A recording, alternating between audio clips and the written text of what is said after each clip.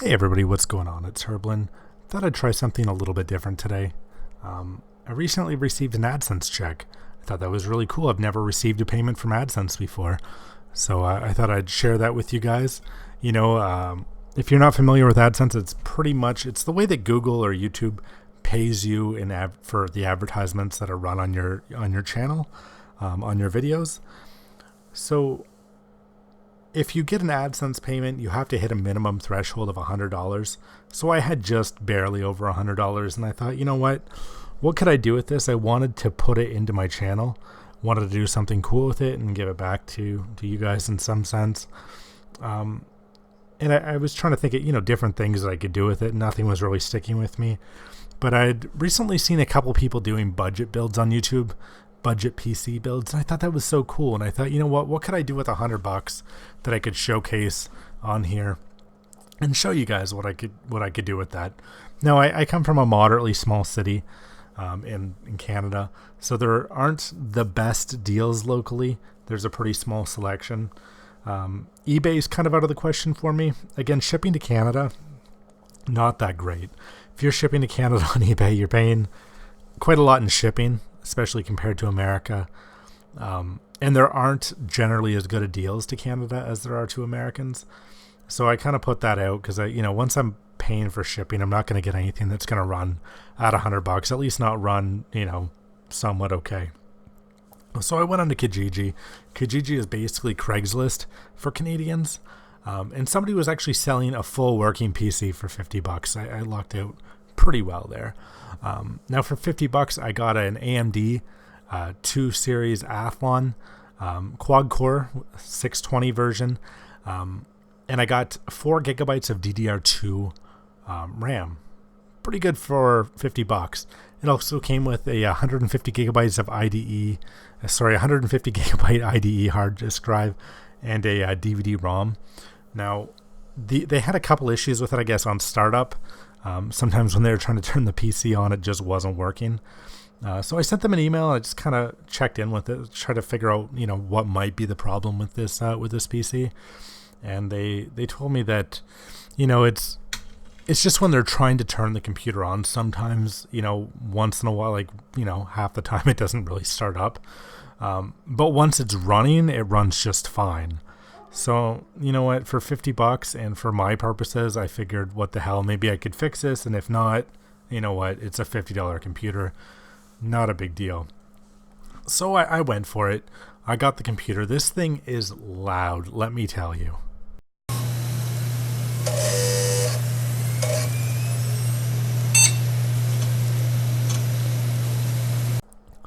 Though once this thing actually starts up, it's just fine. It works just great. It even comes with an apparently genuine copy of Windows with it, so that's awesome. If you can get past that loud, obnoxious sound that the hard drive makes, it's great. Now, in terms of gaming, this thing isn't going to take me anywhere as it is, so I had to go back onto Kijiji. The power supply in the computer was very questionable. No sticker or anything on it, so I wasn't sure what kind of output it was giving, what kind of power it was actually drawing. So I knew I had to find a new power supply, and I happened to find somebody that was selling a couple things off discount from older builds, I suspect. And he had a 380 watt Antec power supply unit for only $10. Now 380 watts on its own, I wouldn't have went for that, but he also happened to be selling an older graphics card, an HD 6450 with a whole 1 gigabyte of DDR3 video RAM. That was only $25. So $25 added in for the graphics card, and then another $10 for a power supply upgrade for $10 leaves me at just $85. Now, $85 for a PC that, it's quite dated. It has a lot of dated parts in it, but it runs quite well. Again, 4 gigabytes of DDR2 memory and a gigabyte of DDR3 video memory. Not too bad. For that price tag, I'm quite happy with it. Though after spending that money on it and after going that far with it, I actually took out the Athlon processor after realizing that it used the exact same socket as my Phenom II 945 processor did that I just happened to have laying around. I threw that in there and I spent another $5 on thermal paste, yeah, that brings me up to $90 that I've spent on this computer, and I'm quite pleased with it. And I decided to run some benchmarks. So starting off in Rocket League, I turned the settings all down to the minimum, and I jumped into training, and I was initially really excited because at 720p, I was able to get well over 30 frames a second. Though once I jumped into a 3 versus 3 actual match in Rocket League, I could hit anywhere between 10 and like 25 frames a second. There are quite a lot of dips and a lot of hiccups, which definitely made the game unplayable at 720p, so I was kind of disappointed there. However, when I lowered the resolution even further to 800 by 600, I got a lot better frame rate. We hit right around the 30 frames per second mark constantly. The game became very playable, although it did look absolutely terrible at this resolution with such low graphical settings.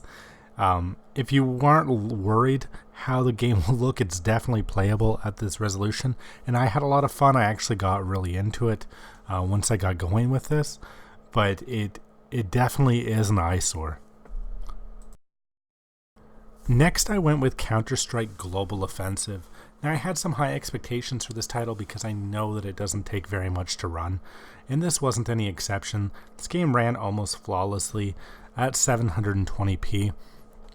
Now, I did have some hiccups where the game would freeze up momentarily, and it did cause me some issues at vital moments. Luckily, I was just playing against bots in this situation. I wasn't actually in a match. But in an actual match, it could have caused a lot of headache and heartache at different times accordingly. Though I suspect that a lot of that is because I was actually recording with OBS on the system that I was testing at the same time to record these frame rates. So I'm sure that wasn't helping anything. And scaling this down to 800 by 600 only killed the game aesthetically and could have caused a lot of issues if you were trying to play this competitively.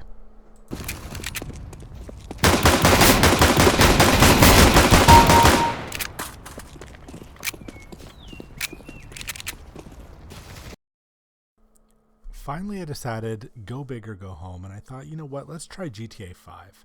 Now, initially I tried to record in 720p, and the game just completely froze up on me. It would not let me play it in a higher resolution. And it just, it froze up. I had to restart the entire computer, and when I finally got it started back up, I turned it down to 800 by 600, and the game became very playable, actually. We've seen, 25 to like 30 to 35, even sometimes as high as like 40 frames a second.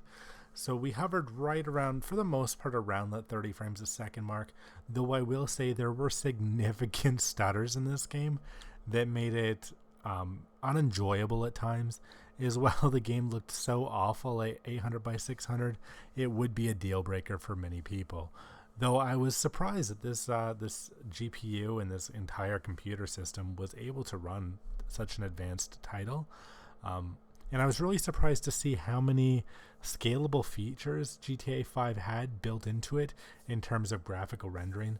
And you know what? I did have quite a bit of fun, though I know that playing this online or playing this in any like serious capacity, it would be frustrating to say the least to play it with this computer. Though it is possible, it definitely is possible. So what did you guys think? What did you guys think about this computer? If you have any feedback, let me know in the comment section. If you liked the video, leave a like. If you didn't, leave a dislike. And if you haven't subscribed to the channel already, please do so. Anyways, guys, thank you so much for joining me. It's been a lot of fun. I can't wait to put my feet up and watch The Accountant tonight.